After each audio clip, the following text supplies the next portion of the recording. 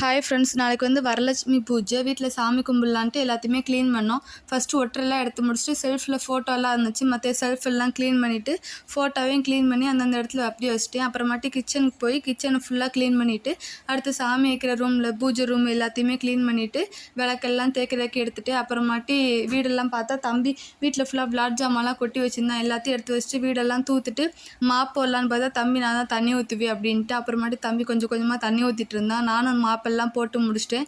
அடுத்த நாள் வந்து வரலட்சுமி பூஜை அன்னைக்கு சாமி அழைக்கிறதுக்காக சாமியை டெக்கரேஷன்லாம் பண்ணி அலங்காரம்லாம் பண்ணி முடிச்சக்கப்புறம் ஃபஸ்ட்டு சாமிக்கு வந்து பூவால் அர்ச்சனை பண்ணிவிட்டு தீபாரணெல்லாம் காட்டிட்டு நானும் என் வீட்டுக்காரங்களும் உள்ளக்க சாமி அழைச்சிட்டு வந்தோம். அழைச்சிட்டு வந்தக்கப்புறமாட்டி பூவால் அர்ச்சனை பண்ணிவிட்டு குங்குமத்தால் அப்புறமாட்டி அர்ச்சனை பண்ணோம். அப்புறமாட்டி தீபாரணம் எல்லாம் காமிச்சோம். தீபாரணை காமிச்சு முடிச்சக்கப்புறம் வரலட்சுமி விரதத்தை வந்து நல்லபடியாக முடிச்சிட்டோம். உங்கள் வீட்லேயும் வரலட்சுமி பூஜை வந்து எப்படி நடந்துச்சுங்கிறத கமெண்ட் பண்ணுங்கள் ஃப்ரெண்ட்ஸ். தேங்க்யூ.